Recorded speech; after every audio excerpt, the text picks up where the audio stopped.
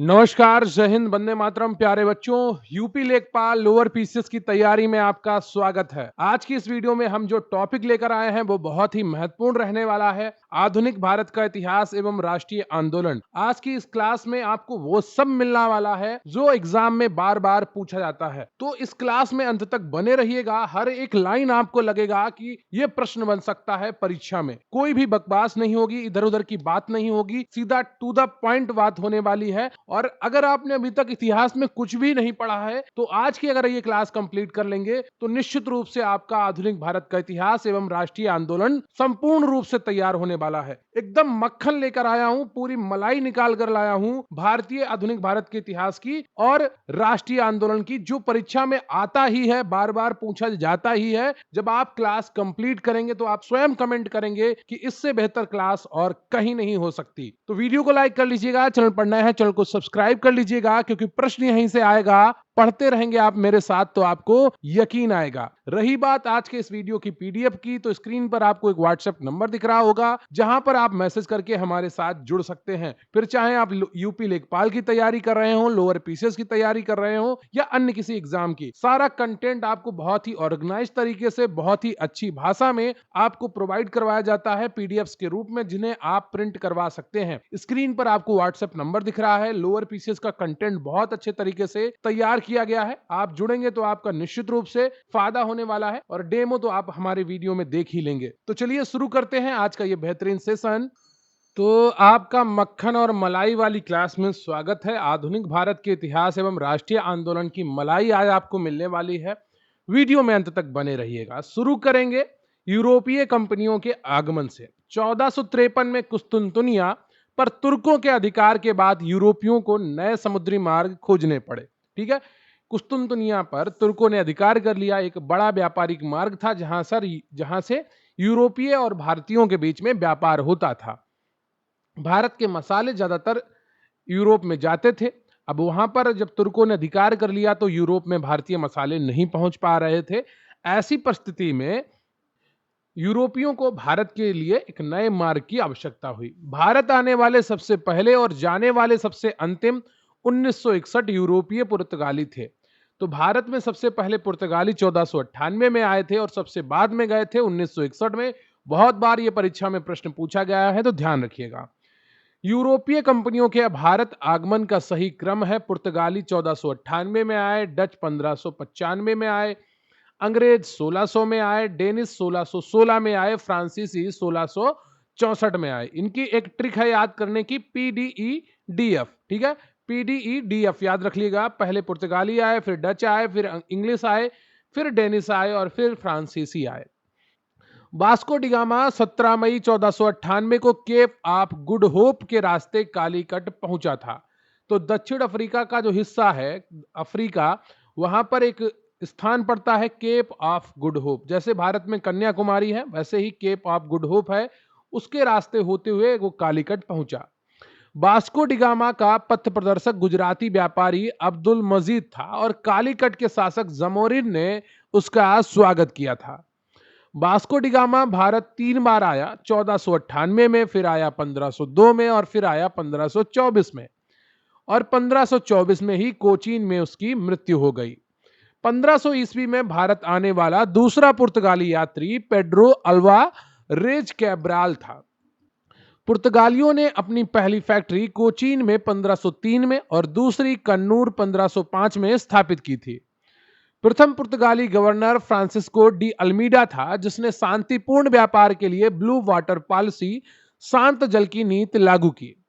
Alphonso de Albuquerque को पुर्तगाली शक्ति का वास्तविक संस्थापक माना जाता है, जिसने 1510 में बीजापुर के आदिल शाह से गोवा छीना था। तो ब्लू वाटर पॉलिसी याद रखिएगा, ये बार बार एग्जाम में पूछी गई है। अल्फांसो डी अल्बुकर्क को याद रखिएगा, ये भी बार बार एग्जाम में पूछी गई है। ठीक है, अल्बुकर्क ने अपने क्षेत्र में सती प्रथा पर रोक लगाई और भारतीय महिलाओं से विवाह को प्रोत्साहन दिया। तो अल्बुकर्क का क्या सिद्धांत था, जो अलेक्जेंडर का था, कि जहां पर जाइए वहां पर वहां की महिलाओं से विवाह करिए और अपनी संख्या बढ़ाइए, उनसे अपनी संतानें उत्पन्न करिए।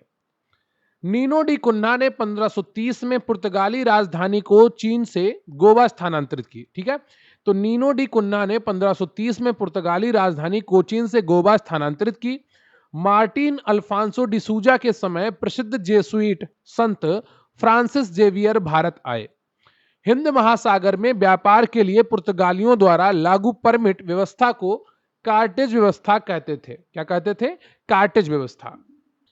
भारत में पहली प्रिंटिंग प्रेस 1556 में गोवा में, और तंबाकू, आलू, मक्का, काजू की खेती पुर्तगालियों की देन है। तो ये भी इंपॉर्टेंट है, कई बार परीक्षाओं में ये सारे प्रश्न विभिन्न तरीके से पूछे गए हैं। भारत सरकार ने 1961 में ऑपरेशन विजय चलाकर गोवा, दमन और दीव को पुर्तगालियों से मुक्त कराया था। Dutch east India company VOC 1602 में स्थापित हुई और इनका मुख्य ध्यान मसाला द्वीपों पर था। भारत में इन्होंने मुख्यतः सूती वस्त्र का निर्यात किया। डचों की प्रथम फैक्ट्री 1605 में मसूलीपट्टनम में स्थापित हुई। 1759 के बेदरा के युद्ध में रॉबर्ट क्लाइव ने डचों को निर्णायक रूप से हरा दिया था। 1600 में महारानी एलिजाबेथ के चार्टर द्वारा ब्रिटिश ईस्ट इंडिया कंपनी की स्थापना हुई थी। कैप्टन हॉकिंस 1609 हेक्टर जहाज से जहांगीर के दरबार आगरा में आया और उसे इंग्लिश खान की उपाधि मिली थी। अंग्रेजों की प्रथम स्थायी फैक्ट्री 1611 में मसूलीपट्टनम और प्रथम स्थायी फैक्ट्री 1613 में सूरत में स्थापित हुई थी। बंबई को 1661 में पुर्तगालियों से राजकुमारी कैथरीन के विवाह में दहेज के रूप में प्राप्त किया गया। जेराल्ड ओंगियर बंबई का वास्तविक संस्थापक था। जॉब चौरनॉक ने सूतानाती, कालीकाता और गोविंदपुर को मिलाकर कलकत्ता फोर्ट विलियम की स्थापना की थी। गोलकुंडा के सुल्तान द्वारा अंग्रेजों को 1632 में स्वर्णिम फरमान दिया गया। फ्रेंच कंपनी की स्थापना 1664 में लुई 14वें के मंत्री कोलबर्ट द्वारा की गई। पहली फैक्ट्री फ्रेंच कंपनी जो थी वो 1668 में सूरत में बनी थी। 1760 के बांडीवास के युद्ध में ब्रिटिश सेनापति आयरकूट ने फ्रांसीसी सेनापति काउंट डी लाली को पराजित कर फ्रांसीसी चुनौती समाप्त कर दी। डेनिस 1616 में आए। इनकी प्रमुख बस्ती सेरामपुर बंगाल थी, जिसे 1845 में अंग्रेजों को बेच दिया गया। अब हम बढ़ेंगे अपने नेक्स्ट सेक्शन की तरफ, बंगाल विजय एवं विस्तार। मुर्शीद कुली खान ने बंगाल को स्वतंत्र राज्य बनाया और राजधानी ढाका से मुर्शिदाबाद स्थानांतरित की। काल कोठरी की घटना होती है ब्लैक होल ट्रेजेडी 20 जून 1756 में। नवाब सिराजुद्दौला द्वारा 146 अंग्रेजों को बंद कर दिया गया, जिनमें से 123 मारे गए, और यह हालवेल के अनुसार था। तो क्या हुआ था कि जो सिराजुद्दौला था उसने कहा अंग्रेजों को कि आप अपने दुर्ग मत बनाइए, आप अपनी फैक्ट्री चलाइए। लेकिन क्या किया, अंग्रेजों ने दुर्ग बना लिया। तो सिराजुद्दौला को गुस्सा आया कि अरे यार, जब मैंने रोका है इनको, ये फिर भी दुर्ग बना रहे हैं, फिर भी किला बना रहे हैं, तो इनको एक काम करो, एक ऐसे कोठरी में बंद कर दो जहां से इनको पता चले कि क्या होता है राजा की बात ना मानने का परिणाम। तो जितने भी वहां पर अंग्रेज थे 146, उनको बंद कर दिया गया एक काल कोठरी में 24 घंटे के लिए, जिनमें से 123 मारे गए ऑक्सीजन की कमी से, गर्मी से। तो प्लासी का युद्ध होता है 23 जून 1757 में। रॉबर्ट क्लाइव ने मीर जाफर, जगत सेठ और अमी चंद के विश्वासघात से नवाब सिराजुद्दौला को हराया। प्लासी युद्ध के समय मुगल बादशाह आलमगीर द्वितीय था। मीर कासिम ने अंग्रेजों के हस्तक्षेप से बचने के लिए राजधानी मुर्शिदाबाद से मुंगेर स्थानांतरित की और आंतरिक व्यापार कर समाप्त कर दिया। बक्सर का युद्ध 22 अक्टूबर 1764 में हेक्टर मुनरो ने मीर कासिम, अवध के नवाब शुजाउद्दौला और मुगल सम्राट शाह आलम द्वितीय की संयुक्त सेना को हराया। बक्सर युद्ध के समय बंगाल का नवाब पुनः मीर जाफिर था। यह युद्ध ब्रिटिश सैन्य श्रेष्ठता की वास्तविक जीत थी। बक्सर के युद्ध ने यह स्पष्ट कर दिया कि भारत में अब अंग्रेजों की राज्य की स्थापना की शुरुआत हो चुकी है।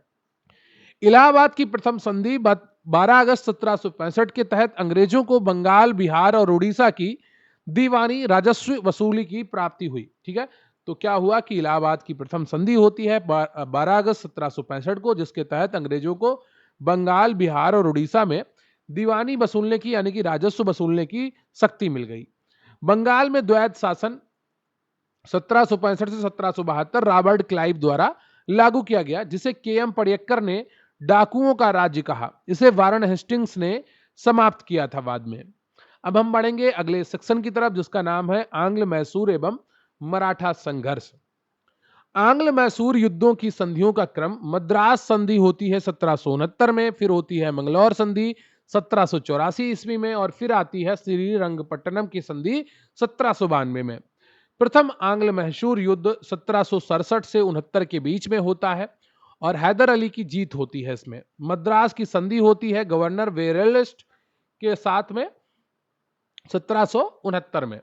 द्वितीय आंग्ल मैसूर युद्ध होता है 1780 से 1784 के बीच में। इस दौरान हैदर अली की मृत्यु हो जाती है 1782 में और मंगलौर की संधि पर हस्ताक्षर होते हैं कब? 1784 में। तृतीय आंग्ल मैसूर युद्ध होता है 1790 से 92 तक चलता है। इसमें लॉर्ड कॉर्नवालिस ने टीपू को हराकर श्रीरंगपट्टनम की संधि थोपी। चतुर्थ आंग्ल मैसूर युद्ध होता है 1799 में। लॉर्ड वेलेस्ली के काल में टीपू सुल्तान लड़ते हुए मारा गया। टीपू सुल्तान ने स्वतंत्रता का वृक्ष लगाया था, जैकोबिन क्लब का सदस्य बना और विदेशों में आधुनिक दूतावास स्थापित किए थे। ये तीनों पॉइंट बहुत ही इंपॉर्टेंट हैं, बार बार परीक्षाओं में पूछे गए हैं। टीपू सुल्तान ने स्वतंत्रता का वृक्ष लगाया, जैकोबिन क्लब का सदस्य बना और विदेशों में आधुनिक दूतावास स्थापित किए थे। प्रथम आंग्ल मराठा युद्ध 1775 से 82 का अंत सालबाई की संधि से हुआ, जिससे 20 वर्ष की शांति स्थापित हुई। मराठों का मैकियावेली नाना फडणवीस को कहा जाता है। पुरंदर की संधि 1776 इन्हीं से हुई थी। तो मराठों का मैकियावेली किसको कहा जाता है? नाना फडणवीस को। इन्होंने पुरंदर की संधि 1776 में की थी। द्वितीय आंग्ल मराठा युद्ध 1803 से 1805 के बीच में होता है। पेशवा बाजीराव द्वितीय द्वारा बेसिन की संधि 1802 में सहायक संधि स्वीकार कर ली, किससे? अंग्रेजों से। तृतीय आंग्ल मराठा युद्ध 1817 से 18 के बीच में होता है। लॉर्ड हेडिंग्स के पिंडारियों के दमन अभियान से भड़का और पेशवा का पद समाप्त कर उसे बिठूर कानपुर भेज दिया गया था। अब बढ़ेंगे नेक्स्ट सेक्शन की तरफ, जिसका नाम है सिख साम्राज्य एवं ब्रिटिश नीतियां। महाराजा रणजीत सिंह सुकरचकिया मिसल से संबंधित थे, जिन्हें शाह सुजा ने कोहिनूर हीरा दिया था।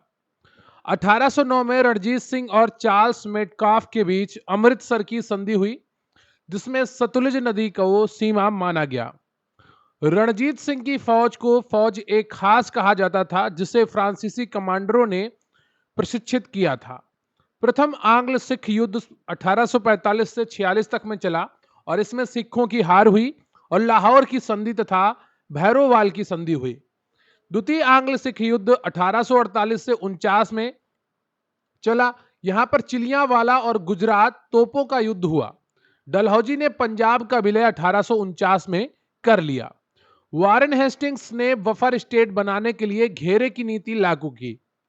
लॉर्ड वेलेस्ली की सहायक संधि को स्वीकार करने वाले राज्यों का क्रम है: हैदराबाद 1798, मैसूर 1799, तंजौर 1799, अवध 1801, पेशवा 1802, भोसले 1803 और सिंधिया 1804। तो लॉर्ड वेलेस्ली की सहायक संधि को स्वीकार करने वाले राज्यों का क्रम कुछ इस प्रकार था।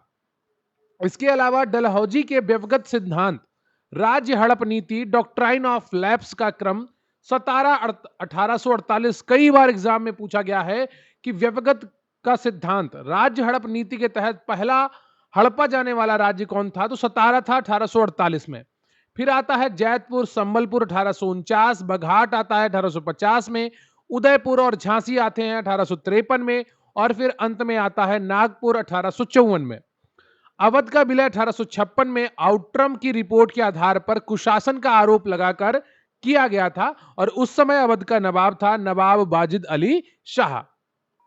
अब हम बात करेंगे अंग्रेजों की भू राजस्व एवं आर्थिक नीतियों की। स्थायी बंदोबस्त प्रणाली, परमानेंट सेटलमेंट 1793 में लॉर्ड कॉर्नवालिस द्वारा जानसोर की योजना पर लागू किया गया था। स्थायी बंदोबस्त ब्रिटिश भारत के 19% क्षेत्रफल बंगाल, बिहार, उड़ीसा पर लागू था। इसमें सूर्यास्त कानून शामिल था, सनसेट लॉ 1794। रैयतवाड़ी व्यवस्था थॉमस मुनरो और कैप्टन रीड द्वारा लागू की गई। सर्वप्रथम 1792 में 12 महल मद्रास में। रैयतवाड़ी व्यवस्था सर्वाधिक 51% क्षेत्रफल मद्रास, बंबई, असम पर लागू थी, जहां सीधे किसानों रैयत की भूमि का स्वामी माना गया था। महलवाड़ी व्यवस्था 1822 हाल्ट मैकेंजी द्वारा लागू की गई। ब्रिटिश भारत का 30% क्षेत्रफल उत्तर प्रदेश, पंजाब था। मार्टिन वर्ड को उत्तरी भारत में भू राजस्व व्यवस्था का जनक कहा जाता है। धन का निष्कासन सिद्धांत, ड्रेन ऑफ वेल्थ थ्योरी, सबसे पहले दादा भाई नौरोजी ने अपनी पुस्तक poverty and un British rule in India 1901 में दिया था। दादा भाई नौरोजी ने धन निष्कासन को अनिष्टों का अनिष्ट और ब्लीडिंग प्रोसेस कहा था। कई बार एग्जाम में पूछा गया है धन निष्कासन का सिद्धांत किसने दिया, तो दादा भाई नौरोजी ने दिया। इनकी किताब बार बार पूछी गई है, तो poverty and un British rule in India थी। भारतीय राष्ट्रीय कांग्रेस ने 1896 के कलकत्ता अधिवेशन में, जिसकी अध्यक्षता रहीमतुल्ला सयानी ने की थी, धन निष्कासन सिद्धांत को स्वीकार किया था। कार्ल मार्क्स ने कहा था अंग्रेजी घुसपैठियों ने भारतीय खड्डी को तोड़ दिया है और चरखे को नष्ट कर दिया है। प्रमुख अकाल का आयोग, कैंपेबल आयोग बना था 1866 में, फिर बना स्ट्रेची आयोग 1878 में, जिसने अकाल संहिता दी। मैकडोनल आयोग 1900 में बना और जॉन वुडवर्ड आयोग 1943 में बना। भारत में प्रथम रेलवे 1853 में स्टार्ट होती है। टेलीग्राफ 1853 में शुरू होता है और डाक टिकट 1854 का विकास लॉर्ड डलहौजी के कार्यकाल में हुआ था। अब हम बढ़ेंगे नेक्स्ट सेक्शन की तरफ, जिसका नाम है किसान, जनजातीय एवं नागरिक विद्रोह। देखिए, जो मैं कंटेंट लेकर आया हूं, उसकी एक एक लाइन आपके एग्जाम के लिए बहुत ही महत्वपूर्ण है। आप ये नहीं कह पाएंगे कि इस लाइन से प्रश्न नहीं बन सकता है, तो क्लास में अंत तक बने रहिएगा। नील विद्रोह 1859 से 60 के बीच में होता है। बंगाल के नादिया में दिगंबर विश्वास और विष्णु विश्वास के नेतृत्व में हुआ था। नील विद्रोह का समर्थन दीन बंधु मित्र ने अपने नाटक नील दर्पण और हरिश्चंद्र मुखर्जी ने हिंदू पेट्रियाट में किया था।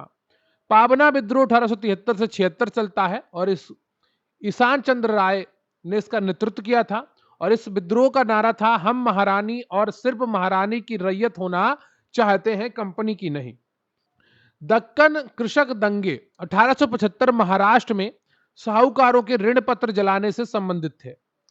चंपारण सत्याग्रह 1917 बिहार में नील की तिनकठिया प्रणाली 3/20 भाग के विरुद्ध था। मोपला विद्रोह 1921 केरल के मालाबर में मुस्लिम किसानों का हिंदू जमींदारों जेनमी के खिलाफ था। तो मोपला विद्रोह में हजारों हिंदुओं की निर्मम हत्या हुई थी। एका आंदोलन 1921-22 में प्रारंभ होता है अवध में। मदारी पाशी के नेतृत्व में यह आंदोलन होता है और यह लगान के नगद रूपांतरण हेतु हुआ था। बारदोली सत्याग्रह 1928 में वल्लभ भाई पटेल के नेतृत्व में लगान वृद्धि रोकी गई। यहीं से उन्हें सरदार की उपाधि मिली। कई बार परीक्षाओं में पूछा गया है बारदोली सत्याग्रह कब हुआ और यहां पर किसको सरदार की उपाधि मिली, तो सरदार वल्लभ भाई पटेल को मिली थी। 1928 में हुआ था।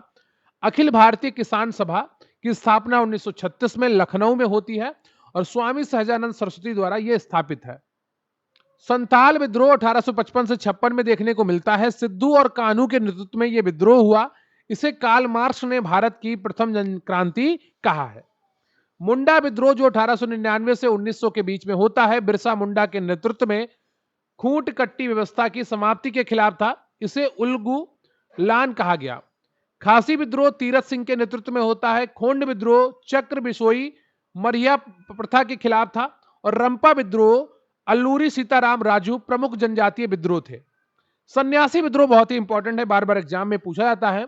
सन्यासी विद्रोह 1763 से 1800 के बीच में चलता है। का विस्तृत वर्णन बंकिम चंद्र चटर्जी के उपन्यास आनंद मठ, जहां से वंदे मातरम भी लिया गया है, में है।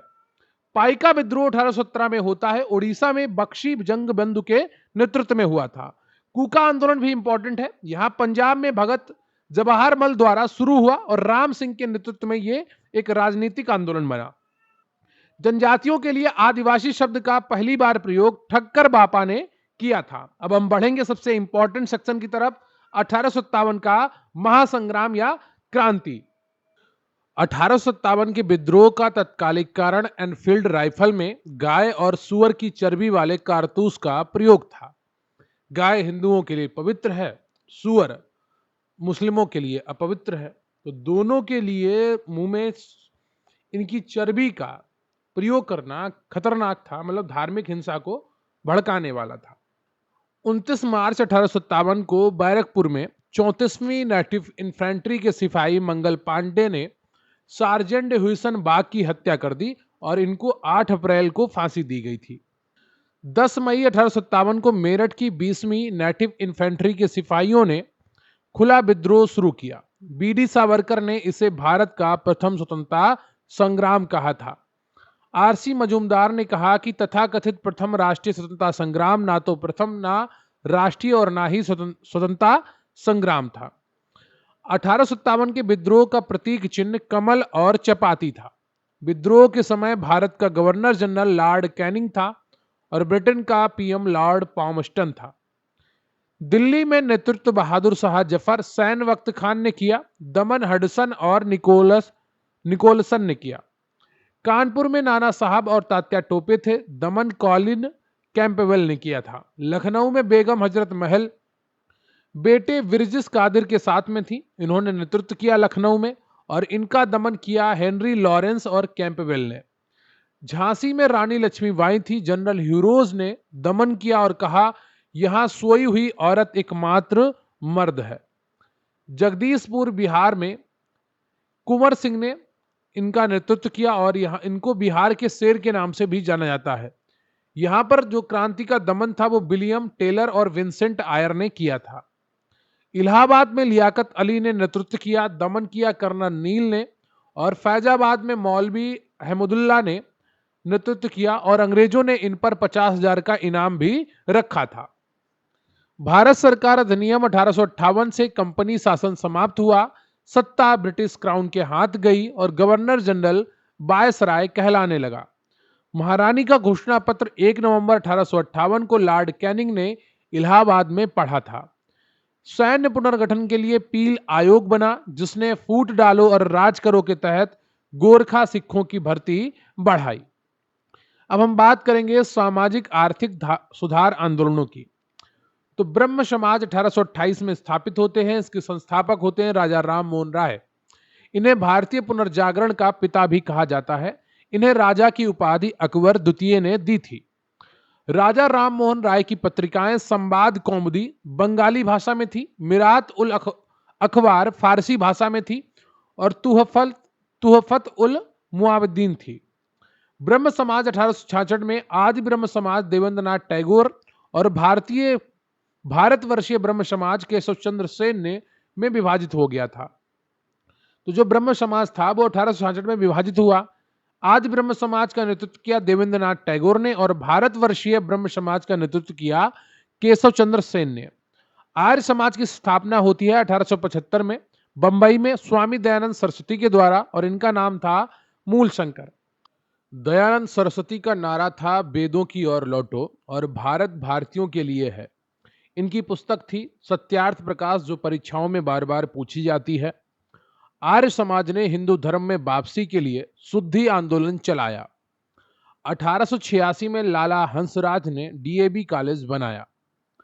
रामकृष्ण मिशन 1897 की स्थापना स्वामी विवेकानंद ने वेलूर में की थी। 1893 में उन्होंने शिकागो धर्म सम्मेलन में भाग लिया था। यह भी इंपॉर्टेंट है, बार बार एग्जाम में पूछे जाते हैं। सुभाष चंद्र बोस ने विवेकानंद को आधुनिक राष्ट्रीय आंदोलन का आध्यात्मिक पिता कहा था। यंग बंगाल आंदोलन 1826 हेनरी विवियन डिरोजियो आधुनिक भारत का प्रथम राष्ट्रवादी कवि द्वारा चलाया गया। सत्य शोधक समाज 1873 ज्योतिबा फूले द्वारा स्थापित हुआ, जिनकी प्रसिद्ध पुस्तक गुलामगिरी है।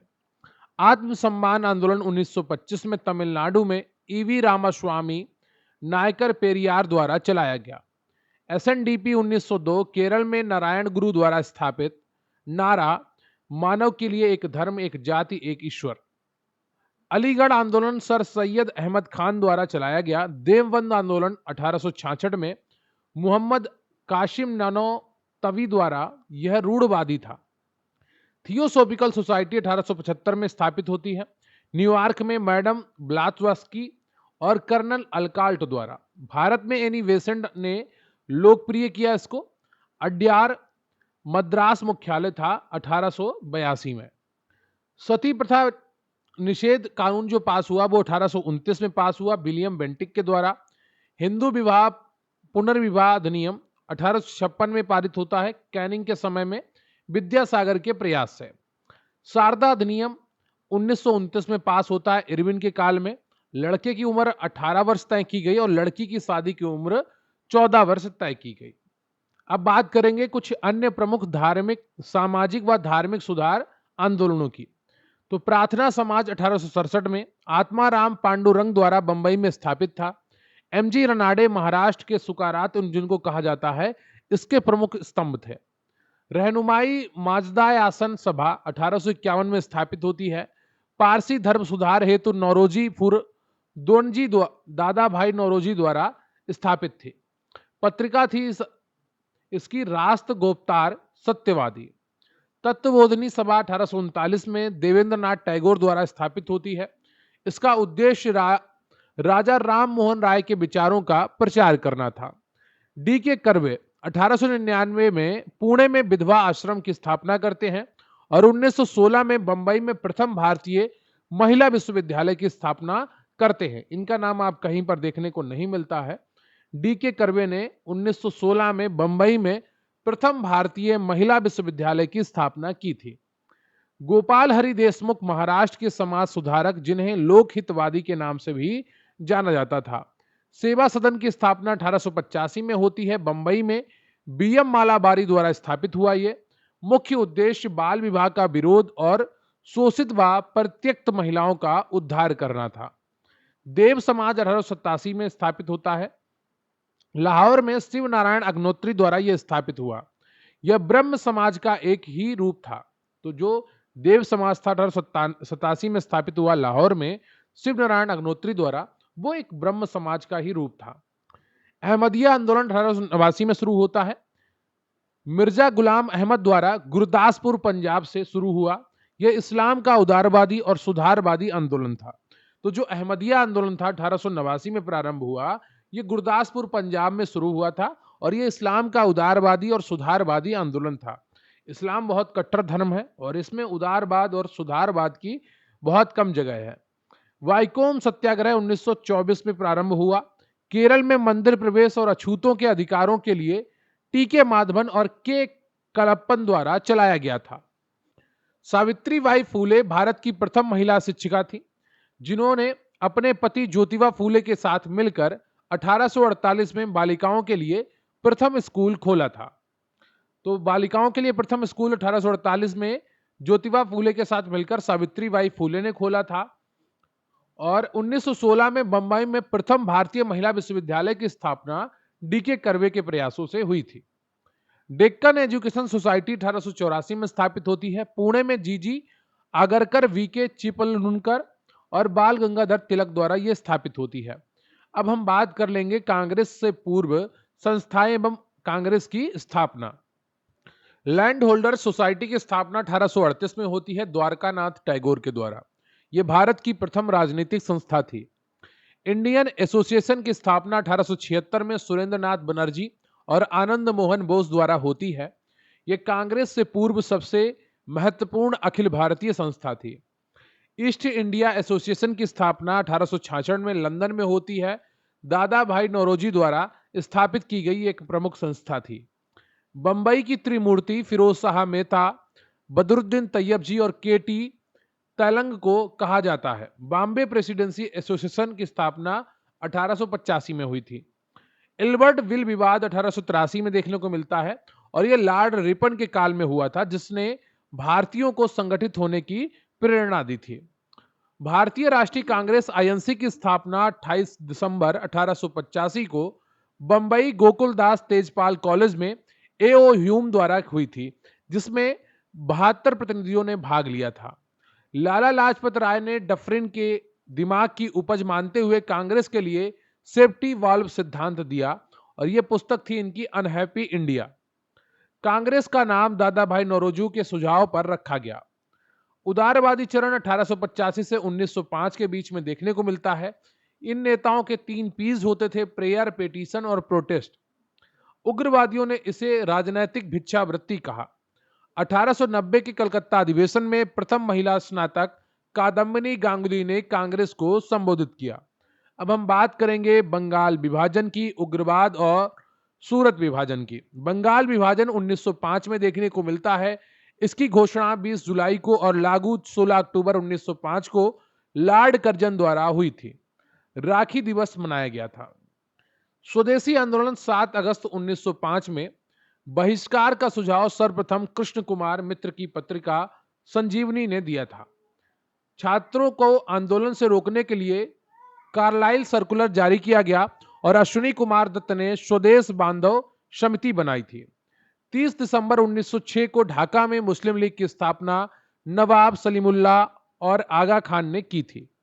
1911 के दिल्ली दरबार में हार्डिंग द्वितीय के काल में बंगाल विभाजन रद्द हुआ और राजधानी दिल्ली स्थानांतरित करने की घोषणा हुई। उग्रवादी नेता लाल बाल पाल और अरविंदो तिलक का नारा था, स्वराज मेरा जन्मसिद्ध अधिकार है और इसे लेकर रहूंगा। तिलक की पत्रिकाएं थी मराठा अंग्रेजी में और केसरी मराठी में। वेलेंटाइन सिरोल ने उन्हें भारतीय अशांति का जनक कहा था।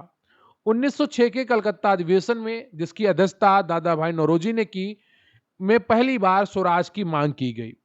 सूरत विभाजन 1907 में रास बिहारी घोष अध्यक्ष बने। यहां कांग्रेस नरम और गरम दल में बट गई। मार्ले मिंटो सुधार 1909 ने मुसलमानों के लिए पृथक निर्वाचक मंडल की शुरुआत की। मिंटो सांप्रदायिक निर्वाचक मंडल का जनक माना जाता है। अब हम बात करेंगे क्रांतिकारी राष्ट्रवाद का चरण 1 और होम रूल लीग की। चापेकर बंधु ने 1897 में पुणे में प्लेग कमिश्नर रैंड और आयर्स्ट की हत्या की। प्रथम राजनीतिक हत्या थी यह। बीडी सावरकर ने मित्र मेला 1899 में बनाया, जो 1904 में अभिनव भारत बना। कान्हेरे ने जैक्सन की हत्या की नासिक षड्यंत्र के समय। बंगाल में अनुशीलन समिति 1902 में स्थापित होती है पी मित्रा द्वारा, और युगांतर 1906 बरिंद्र घोष द्वारा स्थापित हुआ। मुजफ्फरपुर कांड 1908 में खुदीराम बोस और प्रफुल्ल चाकी ने जज किंग्सफोर्ड पर बम फेंका। खुदीराम बोस फांसी चढ़ने वाले सबसे कम उम्र के क्रांतिकारी थे। अलीपुर बम षड्यंत्र 1908 में अरविंदो घोष का बचाव CR दास ने किया था। दिल्ली षड्यंत्र केस 1912 में रास बिहारी बोस ने वायसराय हार्डिंग पर बम फेंका। लंदन में इंडिया हाउस 1905 की स्थापना श्यामजी कृष्ण वर्मा ने की। मदनलाल ढींगरा ने कर्जन वायली की हत्या की थी। मैडम भीकाजी कामा भारतीय क्रांति की माता मानी जाती हैं। ने 1907 में जर्मनी के स्टटगार्ड में पहली बार भारत का झंडा फहराया था। गदर पार्टी की स्थापना 1913 में सैन फ्रांसिस्को USA में सोहन सिंह भकना और लाला हरदयाल ने स्थापित की। तो गदर पार्टी की स्थापना 1913 में किसने की? सोहन सिंह भाकना और लाला हरदयाल ने की। कहां पर की? सैन फ्रांसिस्को USA यानी कि अमेरिका में की थी। कामागाटा मारू जहाज 1914 में गुरुदत्त सिंह से जुड़ा है। तो एक कामागाटा मारू जहाज एक प्रकरण हुआ जो 1914 में होता है और इसमें गुरुदत्त सिंह का नाम जुड़ा हुआ है। होम रूल लीग 1916 तिलक ने अप्रैल में बेलगाम पुणे में और एनी बेसेंट ने सितंबर में मद्रास में स्थापित की। तो भारत में 2 होम रूल लीग आंदोलन स्थापित हुए, 1916 में ही हुए। अप्रैल में तिलक ने बेलगाम पुणे में किया और एनी बेसेंट ने सितंबर में मद्रास में स्थापित की। बेसेंट की 2 पत्रिकाएं थी, एक थी न्यू इंडिया और दूसरी थी कॉमनवेल्थ, जो बार बार एग्जाम में पूछी जाती हैं। लखनऊ समझौता 1916 में होता है। इसके जो अधिवेशन था लखनऊ अधिवेशन, उसकी अध्यक्षता अंबिका चरण मजूमदार ने की थी, जिन्हें AC मजूमदार के नाम से भी जाना जाता है। नरम गरम दल एक हुए और कांग्रेस ने मुस्लिम लीग की पृथक निर्वाचन की मांग स्वीकारी और यहां से पाकिस्तान के निर्माण होने की पूरी तरीके से नींव पड़ गई। एनी बेसेंट कांग्रेस की प्रथम महिला अध्यक्ष बनती हैं 1917 कलकत्ता अधिवेशन में। अब हम बात करेंगे महात्मा गांधी की जीवन एवं प्रारंभिक सत्याग्रह, क्योंकि इनसे जुड़े हुए बहुत सारे प्रश्न परीक्षाओं में पूछे जाते हैं। 1893 में गांधी जी दादा अब्दुल्ला का केस लड़ने अब दक्षिण अफ्रीका गए। पीटर मैरिट्सबर्ग में उन्हें ट्रेन से फेंका गया। गांधी जी ने साउथ अफ्रीका में नेटाल इंडियन कांग्रेस की स्थापना 1894 में की। इंडियन ओपिनियन पत्रिका चलाई 1903 में, फिनिक्स आश्रम की स्थापना की 1904 में और टालस्टॉय फोरम की स्थापना की 1910 में। गांधी जी पर प्रभाव रस्किन सर्वोदय, टालस्टॉय अहिंसा और थोरो सविनय अवज्ञा का हुआ था। गांधी जी 9 जनवरी 1915 को भारत लौटे, जिसे हम प्रवासी भारतीय दिवस के रूप में मनाते हैं। गांधी जी के राजनीतिक गुरु गोपाल कृष्ण गोखले थे। गांधी जी की पुस्तकों की अगर बात की जाए तो हिंद स्वराज, मेरे सत्य के प्रयोग, इंडिया ऑफ माय ड्रीम्स पत्रिकाएं इनकी 3 थी। यंग इंडिया, नवजीवन और हरिजन। उपाधियां महात्मा टैगोर ने दी थी। राष्ट्रपिता की उपाधि सुभाष चंद्र बोस ने दी थी और अर्धनग्न फकीर गांधी जी को चर्चिल ने कहा था। One man boundary force Mountbatten ने कहा था। गांधी जी केवल एक बार 1924 के बेलगाम अधिवेशन में कांग्रेस के अध्यक्ष बने थे। चंपारण सत्याग्रह 1917 भारत में प्रथम सविनय अवज्ञा आंदोलन करते हैं और तिनकठिया प्रणाली के विरुद्ध राजकुमार शुक्ल के निमंत्रण पर ये वहां पहुंचते हैं। तो चंपारण सत्याग्रह जो था वो गांधी जी का भारत में पहला आंदोलन था और 1917 में ये हुआ। तिनकठिया प्रणाली का विरुद्ध था और राजकुमार शुक्ल ने यहां पर इनको आमंत्रित किया था। कई बार परीक्षा में पूछा गया है कि चंपारण सत्याग्रह में गांधी जी को किसने आमंत्रित किया था, तो वहां पर उत्तर आपका राजकुमार शुक्ल हो जाता है। अहमदाबाद मिल हड़ताल 1918 में होती है और ये प्रथम भूख हड़ताल होती है। किसकी? गांधी जी की। 35% प्लेग बोनस के लिए की गई थी। खेड़ा सत्याग्रह 1918 प्रथम असहयोग आंदोलन था। वल्लभ भाई पटेल के साथ लगान वसूली के खिलाफ था। ट्रिक है इसकी केक, चंपारण फिर अहमदाबाद फिर खेड़ा। ठीक है, तो खेड़ा सत्याग्रह 1918 में होता है, चंपारण सत्याग्रह 1917 में होता है और आपका अहमदाबाद मिल हड़ताल 1918। ठीक है, ये चीज आप याद रखिएगा। रॉलेट एक्ट असहयोग आंदोलन एवं भारत छोड़ो आंदोलन, ये अभी आपका टॉपिक रहने वाला है। रॉलेट एक्ट 1919 में आता है, जिसमें अंग्रेजों ने एक ऐसा सख्त कानून बनाया जिसमें किसी को भी शक के आधार पर गिरफ्तार किया जा सकता था। भारतीयों ने इसे बिना वकील, बिना अपील, बिना दलील वाला काला कानून कहा था। जलियांवाला बाग हत्याकांड 13 अप्रैल 1919 को होता है। पंजाब के दो लोकप्रिय नेताओं डॉक्टर सत्यपाल और सैफुद्दीन किचलू की गिरफ्तारी के विरोध में एक शांतिपूर्ण सभा हो रही थी। क्रूर जनरल डायर ने वहां निहत्थे लोगों पर गोलियां चलवा दी। इसके दुख में रविंद्रनाथ टैगोर ने अपने नाइटहुड की उपाधि अंग्रेजों को लौटा दी थी। जलियांवाला बाग कांड की जांच के लिए अंग्रेजों ने हंटर कमीशन बनाया। वहीं कांग्रेस ने अपनी तरफ से तहकीकात कमेटी बनाई, जिसके अध्यक्ष मदन मोहन मालवीय थे। असहयोग आंदोलन 1 अगस्त 1920 को प्रारंभ होता है। गांधी जी ने यह बड़ा आंदोलन शुरू किया, जिसका लक्ष्य था 1 वर्ष के भीतर स्वराज पाना। बहुत ही दुखद बात रही कि आंदोलन शुरू होने वाले दिन ही महान नेता बाल गंगाधर तिलक का निधन हो गया था। चौरी चौरा कांड 4 फरवरी 1922। गोरखपुर के पास चौरी चौरा में गुस्साई भीड़ ने एक पुलिस स्टेशन में आग लगा दी, जिसमें 22 पुलिस वाले जलकर मर गए। इस हिंसा से दुखी होकर गांधी जी ने 12 फरवरी को असहयोग आंदोलन तुरंत रोक दिया था। स्वराज पार्टी 1 जनवरी 1923 को स्थापित होती है। जब असहयोग आंदोलन रुक गया तो चुनाव लड़कर असेंबली में जाने के लिए CR दास अध्यक्ष बने और मोतीलाल नेहरू ने यह नई पार्टी बनाई। इनकी बड़ी जीत यह रही कि 1925 में विट्ठल भाई पटेल केंद्रीय असेंबली के स्पीकर बन गए। साइमन कमीशन गठित होता है 1927 में और भारत आता है 1928 में। बहुत कंफ्यूज करने वाला प्रश्न है, दोनों तरीके से पूछा जाता है, कब गठन हुआ और कब भारत आया।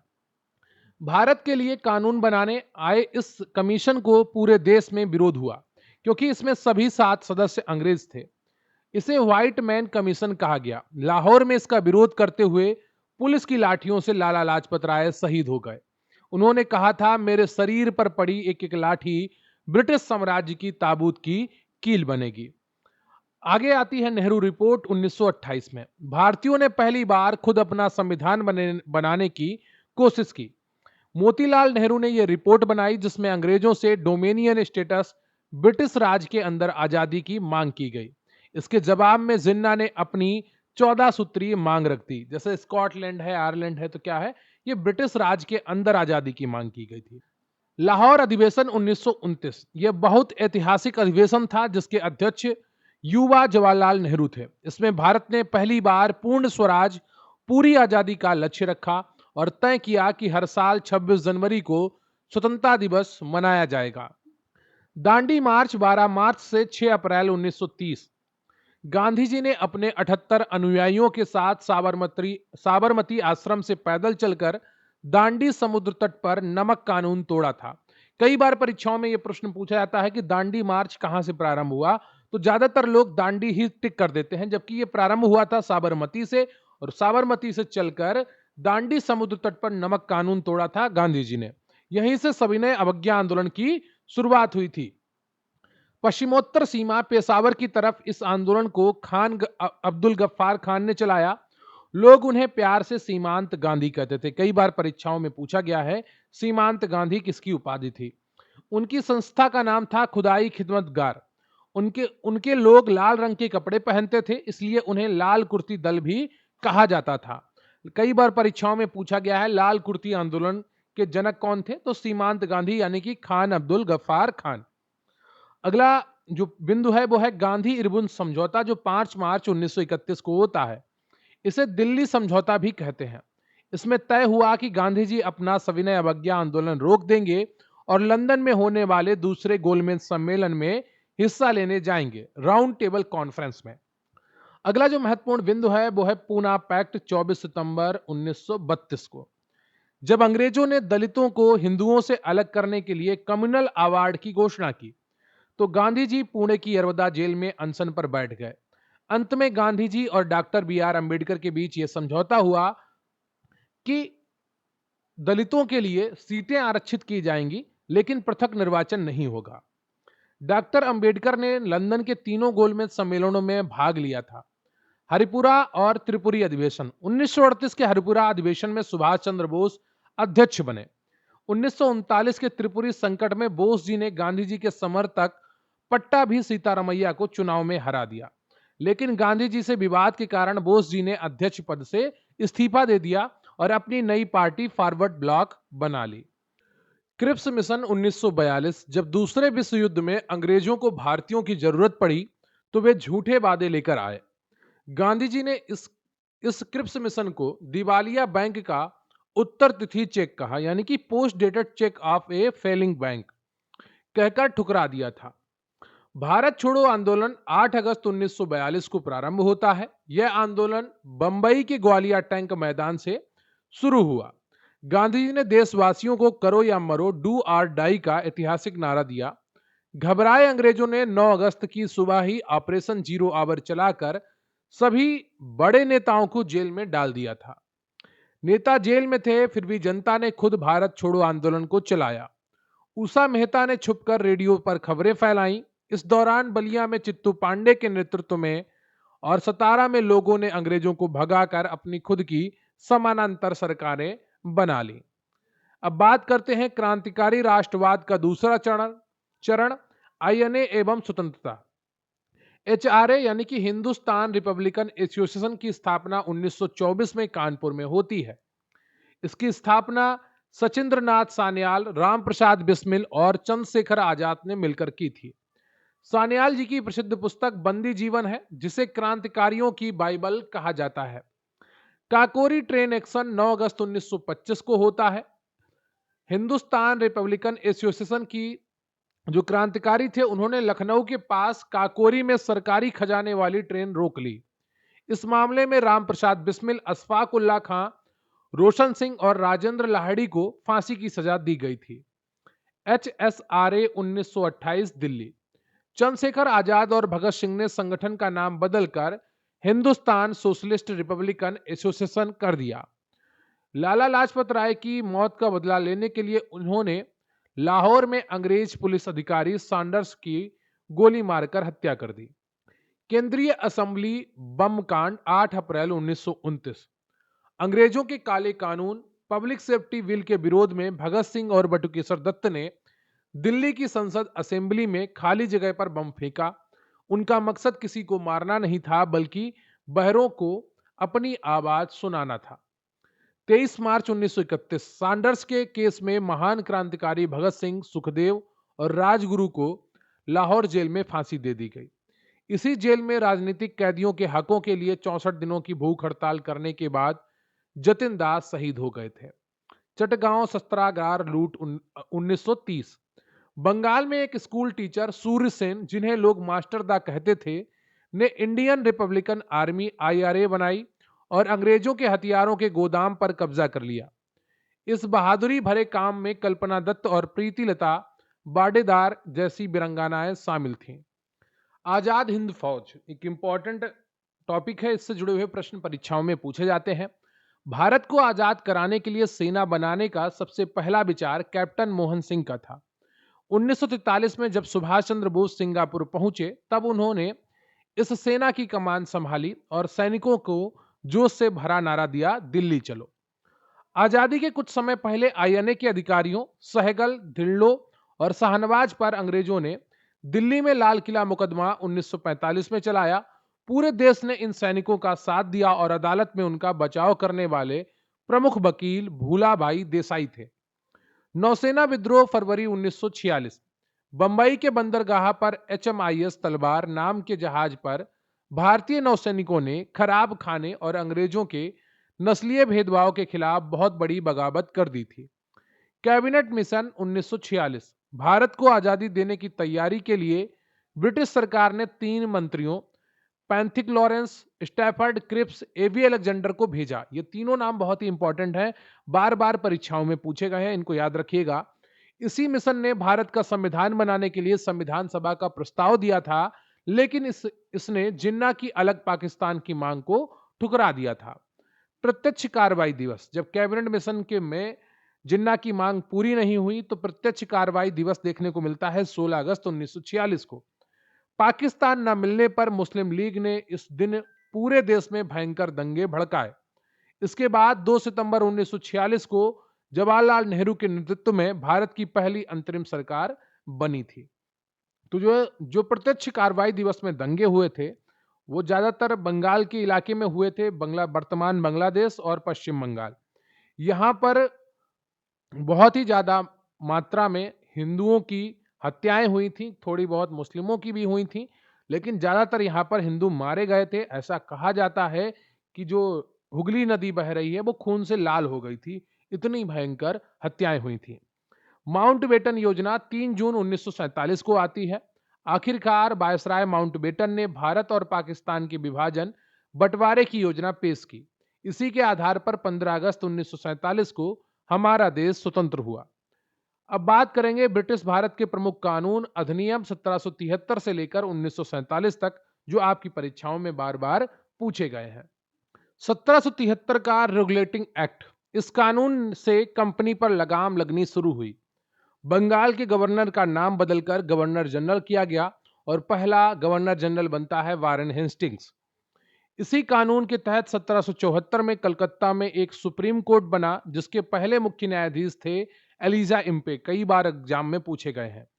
1784 का पिट्स इंडिया एक्ट, कंपनी के व्यापार वाले काम और राजनीति वाले काम को अलग अलग कर दिया गया। व्यापार के लिए कोर्ट ऑफ डायरेक्टर्स और राजनीति के लिए बोर्ड ऑफ कंट्रोल बना दिया गया। इसे द्वैध शासन की शुरुआत कहते हैं। 1813 का charter act, east India company का भारत में व्यापार करने का एकाधिकार समाप्त कर दिया गया, यानी कि मोनोपोली समाप्त कर दी गई। सिर्फ चाय और चीन के साथ व्यापार को छोड़कर भारतीयों की शिक्षा पर खर्च करने के लिए पहली बार 1 लाख रुपए दिए गए।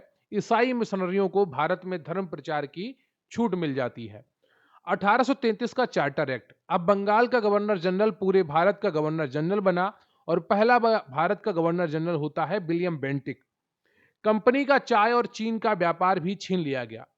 कानून बनाने के लिए एक नया विधि सदस्य लॉर्ड मैकाले जोड़ा गया। इसी की धारा 87 में कहा गया कि रंग भेद के आधार पर नौकरी देने में भेदभाव नहीं होगा।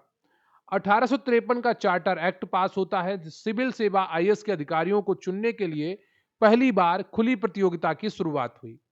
1858 का भारत सरकार अधिनियम, 1857 के विद्रोह के बाद ईस्ट इंडिया कंपनी का राज हमेशा के लिए खत्म हो गया।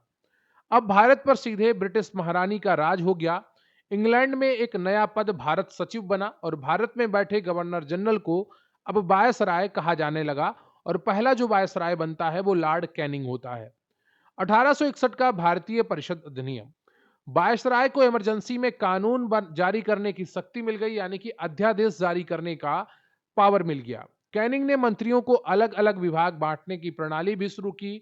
पहली बार 3 भारतीयों को कानून बनाने वाली परिषद में शामिल किया गया। 1892 का भारतीय परिषद अधिनियम, भारत में पहली बार अप्रत्यक्ष रूप से चुनाव की शुरुआत हुई। भारतीयों को सरकार के बजट पर बहस करने का अधिकार मिला, लेकिन वोट डालने का अधिकार अभी भी नहीं दिया गया था। 1909 का मार्ले मिंटो सुधार आता है। अंग्रेजों ने अपनी फूट डालो नीति के तहत मुसलमानों के लिए पृथक निर्वाचक मंडल, यानी मुस्लिम नेता को सिर्फ मुस्लिम ही वोट देंगे, बना दिया। इसी समय स्वतंत्र प्रसाद सिन्हा, एसपी सिन्हा वायसराय की खास कार्यकारिणी में शामिल होने वाले पहले भारतीय बने। 1919 का मॉन्टेग्यू चेम्सफोर्ड सुधार, राज्यों यानी कि प्रांतों में द्वैत शासन लागू किया गया। केंद्र में आज की तरह 2 सदन वाली व्यवस्था बनी। पहली बार जनता ने सीधे वोट यानी कि प्रत्यक्ष चुनाव के द्वारा वोट डाला और पहली बार महिलाओं को भी वोट देने का अधिकार मिला। तो अगर आपसे एग्जाम में पूछा जाए कि पहली बार महिलाओं को वोट देने का अधिकार किससे मिला, तो 1919 के मॉन्टेग्यू चेम्सफोर्ड सुधार से मिला। फिर आता है 1935 का भारत सरकार अधिनियम। यह अंग्रेजों का बनाया सबसे बड़ा कानून था। इसमें राज्यों से द्वैत शासन हटाकर उन्हें प्रांतीय स्वायत्तता, आजादी दे दी गई, लेकिन केंद्र में द्वैत शासन लगा दिया गया। इसी कानून से रिजर्व बैंक आरबीआई 1935 और एक संघीय न्यायालय सुप्रीम कोर्ट 1937 में स्थापित होता है। बर्मा देश को भारत से अलग कर दिया गया, जो वर्तमान में म्यांमार के नाम से जाना जाता है। जवाहरलाल नेहरू ने 1935 के इस एक्ट की कड़ी आलोचना की थी। उन्होंने इसे एक ऐसी कार जिसमें ब्रेक तो बहुत हैं पर इंजन ही नहीं है और गुलामी का नया चार्टर कहा था। अब हम बात करेंगे प्रमुख गवर्नर जनरल एवं वायसराय की, और ये बहुत ही इंपॉर्टेंट पॉइंट्स हैं जो आपकी परीक्षा के लिए बहुत ही महत्वपूर्ण है। रॉबर्ट क्लाइव 1757 से 60 और फिर 1765 से 67 तक रहता है। यह बंगाल का पहला गवर्नर था। इसके समय में ही प्लासी का युद्ध जीता गया और बंगाल में लूट वाला द्वैत शासन शुरू हुआ। अंग्रेज सैनिकों ने इसके खिलाफ श्वेत विद्रोह भी किया था। फिर आता है वारन हेस्टिंग्स, 1772 से 85 तक रहता है। यह बंगाल का पहला गवर्नर जनरल बना। इसके समय में विलियम जोन्स ने भारत के पुराने ग्रंथों को पढ़ने के लिए 1784 में एशियाटिक सोसाइटी बनाई थी। लॉर्ड कॉर्नवालिस 1786 से 93, इसे भारत में सिविल सेवा, आईएएस और पुलिस व्यवस्था का जनक कहा जाता है।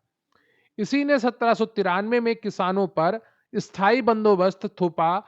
इसकी कब्र भारत के गाजीपुर यूपी में स्थित है। सर जानशोर 1793 से 98 तक रहते हैं और यह अपनी हस्तक्षेप की नीति, किसी राज्य के मामले में दखल न देने के लिए जाना जाता है। लॉर्ड वेलेजली 1798 से 1805, इसने राजाओं को अपने अधीन करने के लिए सहायक संधि शुरू की थी। यह खुद को बंगाल का शेर कहता था। इसने सिविल सेवकों की ट्रेनिंग के लिए 1800 में कलकत्ता में फोर्ट विलियम कॉलेज बनाया था। लॉर्ड मिंटो प्रथम 1807 से 13, इसके समय में महाराजा रणजीत सिंह के साथ शांति बनाए रखने के लिए 1809 में प्रसिद्ध अमृतसर की संधि हुई थी। लॉर्ड हेस्टिंग्स 1813 से 23, इसने मध्य भारत में आतंक मचाने वाले पिंडारियों का खात्मा किया। इसी के समय नेपाल के साथ युद्ध हुआ, जो सुगौली की संधि पर खत्म हुआ। दक्षिण में रैयतवाड़ी व्यवस्था भी इसी के समय लागू हुई। लॉर्ड विलियम बेंटिक 1828 से 35, यह पूरे भारत का पहला गवर्नर जनरल बना। यह एक सुधारक था जिसने सती प्रथा और ठगी प्रथा का अंत किया। इसी के समय लॉर्ड मैकाले की सिफारिश पर अंग्रेजी शिक्षा भारत में लागू की गई। चार्ल्स मेटकॉफ 1835 से 36, इसने भारतीय अखबारों पर लगे सभी प्रतिबंध हटा दिए थे, इसलिए इसे भारतीय प्रेस का मुक्तिदाता भी कहा जाता है।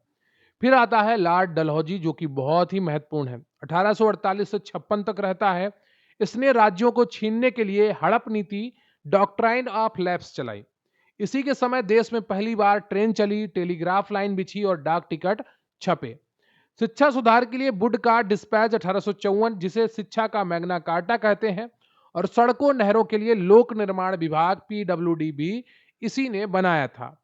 लॉर्ड कैनिंग 1856 से 62 तक रहता है। ये कंपनी का अंतिम गवर्नर जनरल और ब्रिटिश राज्य का पहला वायसराय था। 1857 का महाविद्रोह इसी के समय में हुआ था और इसने कलकत्ता, मद्रास और बंबई में 3 विश्वविद्यालय बनाए और पुलिस के नियम आईपीसी, सीआरपीसी भी लागू किए। अगला जो महत्वपूर्ण है वो है लॉर्ड मेयो। 1869 से 72 तक रहता है। भारत में पहली बार अनियमित जनगणना 1872 में इसी ने करवाई थी। यह एकमात्र ऐसा वायसराय था जिसकी भारत में ही हत्या कर दी गई। अंडमान की जेल में एक कैदी शेर अली ने इसे चाकू मार दिया था। लॉर्ड लिटन 1876 से 80 तक रहता है। यह बहुत ही क्रूर था। इसने भारतीय अखबारों को चुप कराने के लिए वर्नाकुलर प्रेस एक्ट 1878 और भारतीयों से हथियार छीनने के लिए आर्म्स एक्ट लागू किया। साहित्य की दुनिया में यह ओवन मेरेडिथ के नाम से कविताएं लिखता था। अगला प्रश्न है आपका कि लॉर्ड रिपन, अगला बिंदु है लॉर्ड रिपन से जुड़ा हुआ। 1880 से 84 तक ये रहता है। ये भारतीयों के लिए सबसे अच्छा वायसराय माना जाता है। इसे स्थानीय सुशासन, ग्राम पंचायत, नगरपालिका का जनक कहा जाता है। इसी ने 1881 में पहली नियमित जनगणना शुरू करवाई और पहला फैक्ट्री एक्ट लागू किया और भारतीय जजों के हक के लिए इलवर्ट बिल लाया 1883 में। फिर आता है लॉर्ड डफरिन, 1884 से 88 तक रहता है। इसके समय की सबसे बड़ी घटना 1885 में भारतीय राष्ट्रीय कांग्रेस की स्थापना थी। इसने युद्ध लड़कर पूरे बर्मा को भारत में मिला लिया था। लॉर्ड कर्जन 1899 से 1905, भारत में सबसे ज्यादा नफरत इसी वायसराय को मिली। इसने 1905 में हिंदू मुस्लिम एकता तोड़ने के लिए बंगाल का विभाजन कर दिया। इसने पुरानी इमारतों को बचाने के लिए एएसआई यानी कि भारतीय पुरातत्व सर्वेक्षण बनाया। गोपाल कृष्ण गोखले ने इसके क्रूर शासन की तुलना मुगल सम्राट औरंगजेब से की थी। लॉर्ड मिंटो द्वितीय 1905 से 10 तक रहता है। इसके समय में ढाका में मुस्लिम लीग बनी, कांग्रेस का सूरत में बंटवारा हुआ और फूट डालने वाला मार्ले मिंटो सुधार कानून 1909 में पारित हुआ। लॉर्ड हार्डिंग द्वितीय 1990 से 16 तक भारत में रहता है। इंग्लैंड के राजा के आने पर इसने 1911 में शानदार दिल्ली दरबार लगवाया था। इसी ने कलकत्ता से हटाकर दिल्ली को देश की नई राजधानी बनाया। 1916 में मदन मोहन मालवीय जी ने इसी के समय बनारस हिंदू विश्वविद्यालय बीएचयू की स्थापना की। लॉर्ड चेम्सफोर्ड 1916 से 21 तक रहता है। इसके समय में कई बड़ी घटनाएं होती हैं। होम रूल लीग आंदोलन, नरम दल गरम दल का लखनऊ समझौता, काला कानून रोलेट एक्ट आता है, जलियांवाला बाग हत्याकांड होता है और गांधी जी का असहयोग आंदोलन भी देखने को मिलता है। लॉर्ड रेडिंग 1921 से 26 तक रहता है। यह भारत आने वाला एकमात्र यहूदी वायसराय था। इसी के समय चौरी चौरा कांड हुआ, काकोरी ट्रेन डकैती हुई जो काकोरी ट्रेन एक्शन के नाम से जानी जाती है, और मोतीलाल नेहरू ने स्वराज पार्टी भी इसी के समय बनाई थी। लॉर्ड इरविन 1926 से 31 तक रहता है। इसके समय भारत में साइमन कमीशन आया। पंडित नेहरू ने पूर्ण स्वराज की मांग की और गांधी जी ने डांडी मार्च निकालकर सविनय अवज्ञा आंदोलन शुरुआत की। बाद में गांधी जी ने इसके साथ गांधी इरविन समझौता भी किया था। अगला जो महत्वपूर्ण है वो है लॉर्ड लिनलिथगो, 1936 से 43 तक रहता है। इसने भारत को अपनी मर्जी से दूसरे विश्व युद्ध में धकेल दिया। भारतीयों को मनाने के लिए यह अगस्त प्रस्ताव और क्रिप्स मिशन लेकर आया। इसी के समय 1942 का भारत छोड़ो आंदोलन भी प्रारंभ हुआ था। लॉर्ड वेवेल 1943 से 47 तक रहते हैं। इसके समय भारत को आजादी देने के लिए कैबिनेट मिशन 1946 भारत आया था। भारतीय नौसैनिकों ने विद्रोह भी इसी के समय किया था। लॉर्ड माउंटबेटन 1947 से 48 तक रहता है।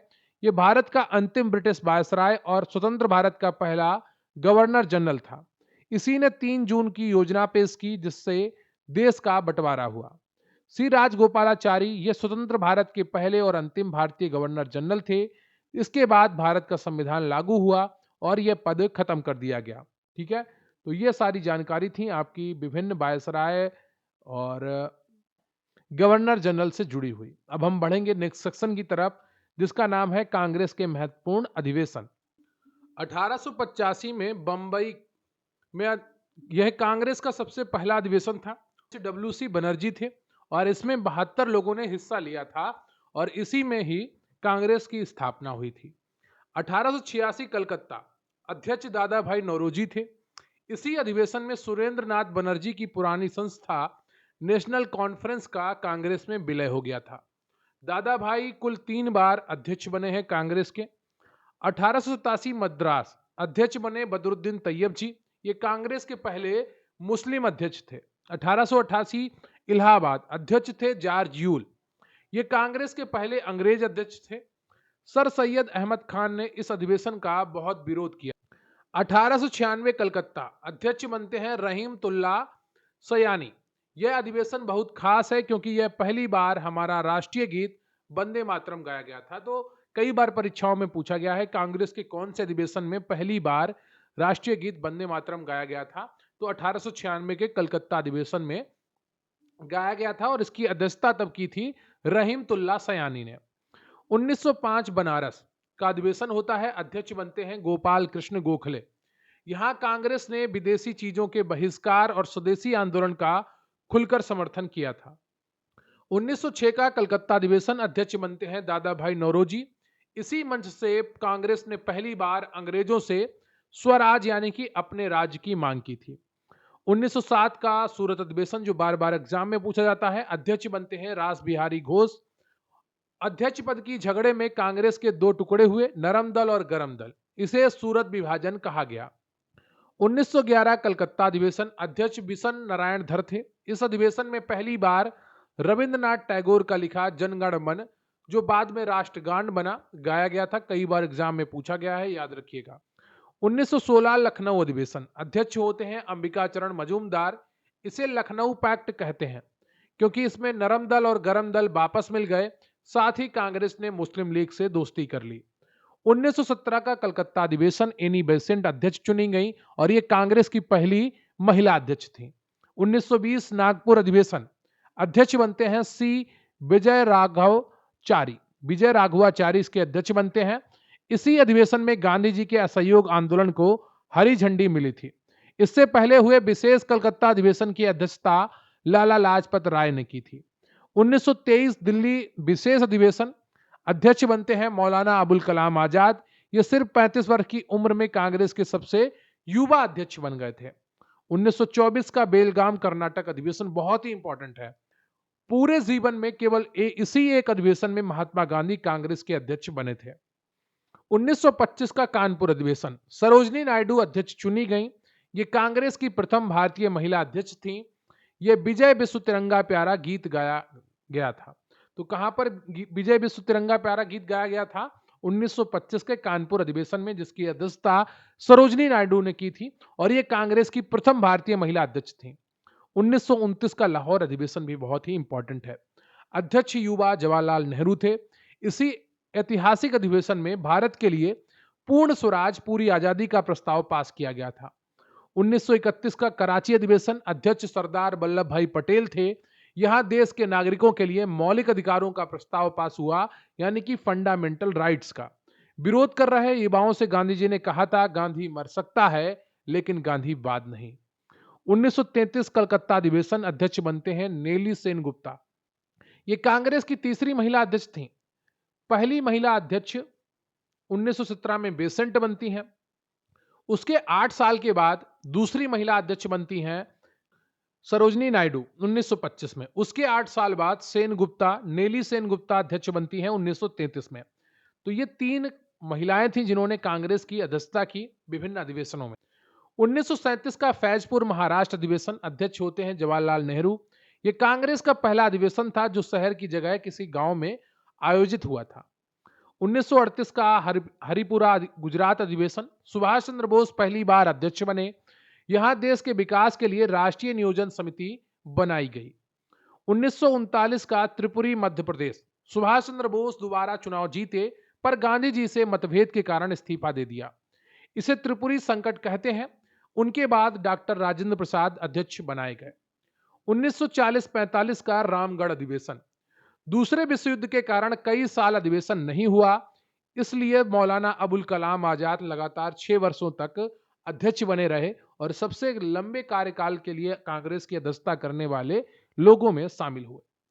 1946 मेरठ अध्यक्ष जेबी कृपलानी थे। जब 1947 में भारत आजाद हुआ तब कृपलानी ही कांग्रेस के अध्यक्ष थे। 1948 जयपुर अधिवेशन अध्यक्ष बनते हैं पट्टाभी सीतारमैया।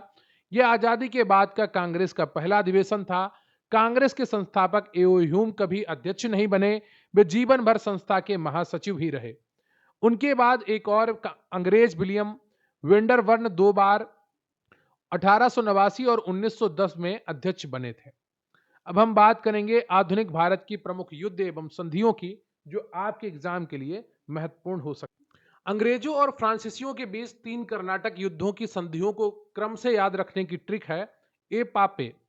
ए यानी कि एक्सला चैपल 1748 की संधि, पांडिचेरी 1754 की संधि और पेरिस की संधि 1763। प्रथम कर्नाटक युद्ध 1746 से 48 यह यूरोप में चल रहे ऑस्ट्रिया के उत्तराधिकार युद्ध का ही असर था। इसी दौरान भारत में मशहूर सेंट थोमे का युद्ध लड़ा गया।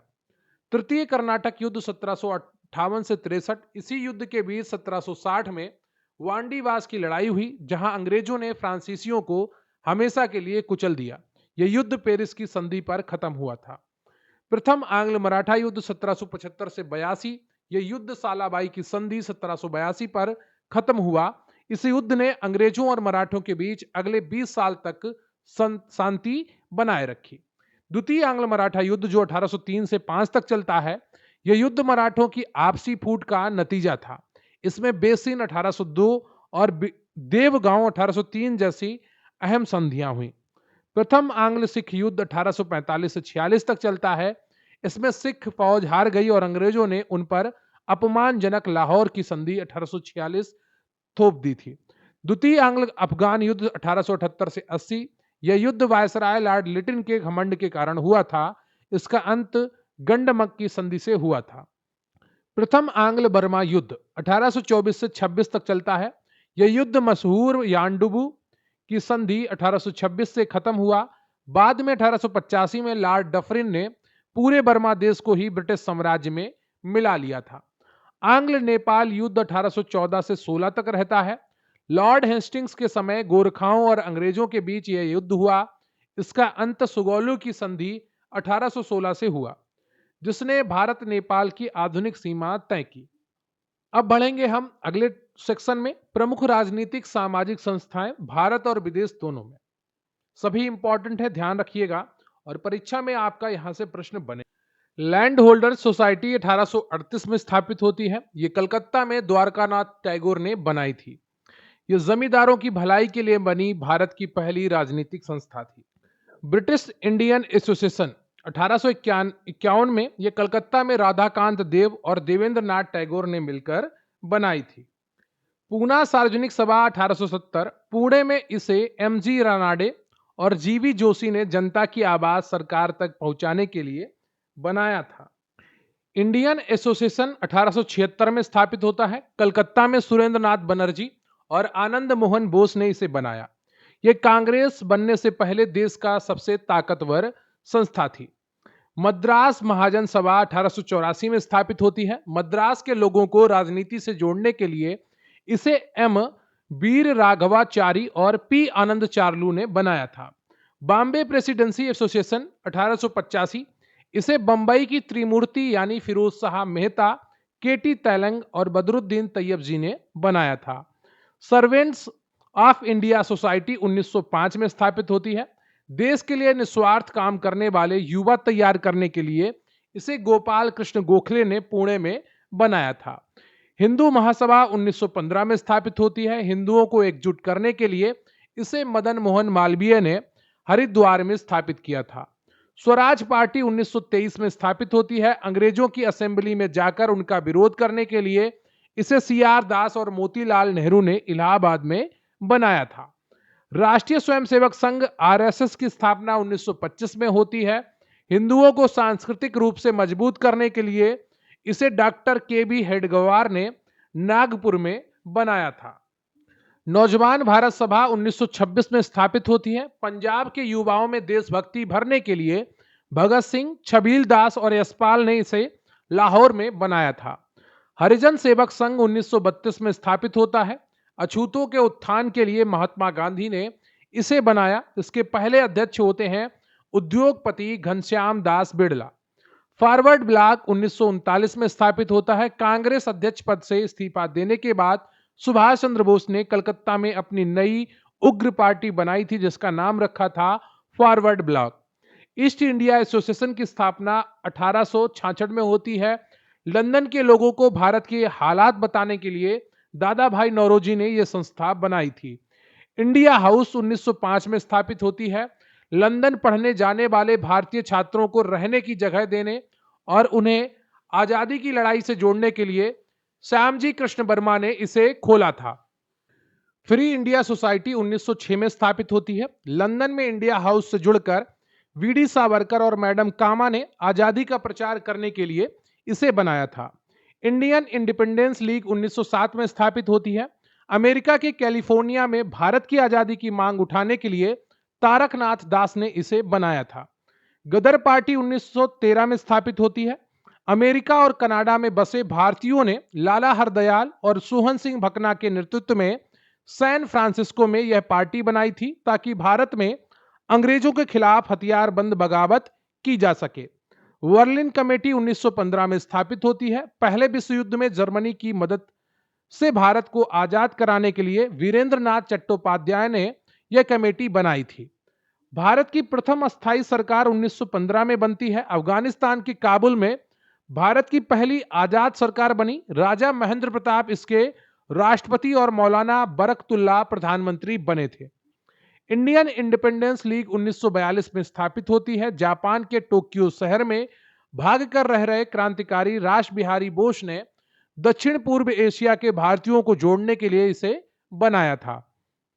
आजाद हिंद फौज 1942 में सिंगापुर में पकड़े गए भारतीय युद्ध बंदियों को लेकर कैप्टन मोहन सिंह ने यह सेना बनाई, जिसे बाद में नेताजी ने संभाला। आजाद हिंद सरकार 1943। सिंगापुर में सुभाष चंद्र बोस ने भारत की एक और अस्थायी आजाद सरकार बनाई। जापान में उन्हें अंडमान और निकोबार द्वीप सौंपे, जिनका नाम नेताजी ने शहीद और स्वराज द्वीप रखा है। अब हम बात कर लेते हैं आधुनिक इतिहास के कुछ अन्य महत्वपूर्ण तथ्यों की, जो आपके एग्जाम की दृष्टि से इंपॉर्टेंट हो सकते हैं। 1833 के चार्टर एक्ट की धारा 87 में यह खास नियम था कि किसी भी भारतीय को उसके धर्म, रंग या जन्म स्थान के कारण सरकारी नौकरी देने से मना नहीं किया जाएगा। जब देश का संविधान बनना शुरू हुआ तो 9 दिसंबर 1946 को बुजुर्ग डॉक्टर सच्चिदानंद सिन्हा को संविधान सभा का अस्थायी अध्यक्ष बनाया गया। 2 दिन बाद 11 दिसंबर को डॉक्टर राजेंद्र प्रसाद स्थायी अध्यक्ष चुन लिए गए। 2 सितंबर 1946 को बनी पहली अंतरिम अस्थायी सरकार में मुस्लिम लीग के नेता लियाकत अली को वित्त मंत्री बनाया गया था। जब बंगाल के नोआखली में भयानक दंगे हुए तो गांधी जी ने वहां जाकर अकेले शांति कायम कर दी। उनकी इस हिम्मत को देखकर वायसराय माउंटबेटन ने उन्हें वन मैन बाउंड्री फोर्स, अकेले इंसान की सेना कहा था। 1947 में भारत और पाकिस्तान के बीच सीमा रेखा खींचने का काम सर सिरिल रेडक्लिफ ने किया था, इसलिए इस बॉर्डर को रेडक्लिफ रेखा कहा जाता है। 1940 में अंग्रेजों के अगस्त प्रस्ताव को ठुकराकर गांधी जी ने व्यक्तिगत सत्याग्रह शुरू किया। इसमें हिस्सा लेने वाले पहले सत्याग्रही विनोबा भावे थे, दूसरे जवाहरलाल नेहरू और तीसरे ब्रह्मदत्त थे। कई बार एग्जाम में पूछा गया है। व्यक्तिगत सत्याग्रह में पहले सत्याग्रही कौन थे? विनोबा भावे थे, दूसरे जवाहरलाल नेहरू थे, तीसरे ब्रह्मदत्त थे। 1937 में जब अंग्रेजों ने प्रांतों यानी कि राज्यों में चुनाव कराए तो कांग्रेस ने शानदार जीत दर्ज की। 11 में से 8 राज्यों में अपनी सरकार बनाई थी। यह सरकार करीब 28 महीने तक चली थी। 1857 की क्रांति के समय कई राज्य अंग्रेजों के साथ थे। गवर्नर कैनिंग ने खुश होकर ग्वालियर की सिंधिया परिवार के लिए कहा था, यदि सिंधिया भी विद्रोह में शामिल हो जाए तो मुझे कल ही अपना बिस्तर गोल करना पड़ेगा। 1857 के सूरवीर तत्या टोपे, जिनका असली नाम रामचंद्र पांडुरंग था, छुपकर लड़ाई लड़ रहे थे, लेकिन उनके एक दोस्त मान सिंह ने धोखा देकर उन्हें अंग्रेजों के हाथों पकड़वा दिया और 1859 में उन्हें फांसी दे दी गई। भारत माता सोसाइटी नाम की देशभक्त संस्था पंजाब में सरदार अजीत सिंह ने बनाई थी। अजीत सिंह शहीद भगत सिंह के चाचा थे। महान क्रांतिकारी चंद्रशेखर आजाद कभी अंग्रेजों के हाथ नहीं लगे। 27 फरवरी 1931 को जब इलाहाबाद के अल्फ्रेड पार्क में पुलिस ने उन्हें घेर लिया तो उन्होंने अपनी आखिरी गोली खुद को ही मार ली और शहीद हो गए। हमारे देश में शहीद दिवस 2 तारीखों को मनाया जाता है। एक 23 मार्च को जब भगत सिंह, सुखदेव और राजगुरु को फांसी दी गई और दूसरा 30 जनवरी को जब महात्मा गांधी की हत्या हुई थी। जब 16 अक्टूबर 1905 को अंग्रेजों ने बंगाल के 2 टुकड़े किए तो रविंद्रनाथ टैगोर ने कहने पर लोगों ने हिंदू मुस्लिम एकता दिखाने के लिए एक दूसरे की कलाइयों पर राखी बांधी थी। ध्यान रखिएगा, ठीक है। जब 16 अक्टूबर 1905 को अंग्रेजों ने बंगाल के 2 टुकड़े किए, जब बंगाल विभाजन हुआ तो रविंद्रनाथ टैगोर के कहने पर हिंदू और मुस्लिम लोगों ने एक दूसरे के प्रति एकता दिखाने के लिए एक दूसरे की कलाइयों पर राखी बांधी थी। 1909 में जब मुसलमानों को अलग से वोटिंग का अधिकार दिया गया तो कानून बनाने वाले लॉर्ड मार्ले ने वायसराय मिंटो को एक चिट्ठी में लिखा था, हम भारत में नाग यानी कि सांप के दांत बो रहे हैं और इसका परिणाम बहुत भयंकर होगा। जब 1938 में सुभाष चंद्र बोस कांग्रेस अध्यक्ष बने तो उन्होंने आजाद भारत के विकास की रूपरेखा बनाने के लिए एक राष्ट्रीय नियोजन समिति बनाई। इसी समिति के अध्यक्ष जवाहरलाल नेहरू थे। चुआर विद्रोह 1768 यह आदिवासियों का विद्रोह था जो बंगाल के मिदनापुर इलाके में जगन्नाथ सिंह के नेतृत्व में हुआ था। अहोम विद्रोह 1828 में यह असम राज्य के लोगों ने अंग्रेजों के खिलाफ गोमधर कुंवर के नेतृत्व में किया था। सुरेंद्रनाथ बनर्जी को बंगाल का बिना ताज का बादशाह कहा जाता था। 1885 में जब कांग्रेस की पहली मीटिंग हुई तब वे अपनी ही संस्था की मीटिंग में व्यस्त होने के कारण कांग्रेस में शामिल नहीं हो पाए थे। 1891 में बाल विवाह रोकने के लिए एज ऑफ कंसेंट एक्ट सहमति आयु अधिनियम आया। इसमें लड़कियों की शादी की उम्र कम से कम 12 वर्ष कर दी गई। यह कानून पारसी समाज सुधारक बीएम मालाबारी की कोशिशों से बना था। अवध किसान सभा 1920 इंपॉर्टेंट है यूपी एग्जाम्स के लिए। उत्तर प्रदेश के किसानों को एकजुट करने के लिए इसका गठन बाबा रामचंद्र ने किया था। वे रामचरितमानस की चौपाइयां गाकर किसानों में जोश भरते थे। तेभाग आंदोलन 1946 ये बंगाल के गरीब बटाईदार किसानों का आंदोलन था। वे चाहते थे कि फसल का 2/3 हिस्सा उन्हें मिले और जमींदार को सिर्फ 1/3 हिस्सा मिले। 1921 में जब इंग्लैंड का राजकुमार प्रिंस ऑफ वेल्स भारत घूमने आया तो पूरे देश में काले झंडे दिखाकर हड़ताल करके उसका विरोध किया गया था। उस समय असहयोग आंदोलन चल रहा था। 1917 में जब ब्रिटिश मंत्री मॉन्टेग्यू ने भारत को धीरे धीरे सुशासन देने की घोषणा की तो उदारवादी नरम दल नेताओं ने खुश होकर इसे भारत का मैग्ना कार्टा अधिकार पत्र कहा था। जब 1916 में कांग्रेस और मुस्लिम लीग के बीच लखनऊ पैक्ट हुआ तो मोहम्मद अली जिन्ना ने इसे बड़ी भूमिका निभाई थी इसमें। इसलिए सरोजिनी नायडू ने जिन्ना को हिंदू मुस्लिम एकता का राजदूत कहा था, लेकिन बाद में परिणाम कुछ और ही देखने को मिले थे। हेमचंद्र कानूनगो भारत के पहले क्रांतिकारी थे जो पेरिस यानी कि फ्रांस जाकर एक रूसी क्रांतिकारी से बम बनाने की कला सीख कर आए थे। वापस आकर उन्होंने बंगाल के मणिकतल्ला में बम बनाने का गुप्त कारखाना भी खोला था। तो ये आपके महत्वपूर्ण 305 वन लाइनर्स थे। 305 से अधिक हैं, बीच में 8-10 और भी थे जो आपकी परीक्षा की दृष्टि से इंपॉर्टेंट है। अगर आपने क्लास को बहुत अच्छे तरीके से सुना है, समझा है, देखा है तो मुझे पूरा यकीन है आपको बहुत मजा आया होगा और आपका जो आधुनिक भारत का इतिहास है यकीन मानिए इससे बाहर नहीं जाने वाला है। तकरीबन आपने 95 से 99% आधुनिक भारत का इतिहास आज की इस वीडियो में तैयार कर लिया है। थोड़ा बहुत आप नोट्स देख लेंगे और एमसीक्यूज पीवाईक्यूज देख लेंगे तो फिर यहां से प्रश्न आपका गलत नहीं होगा।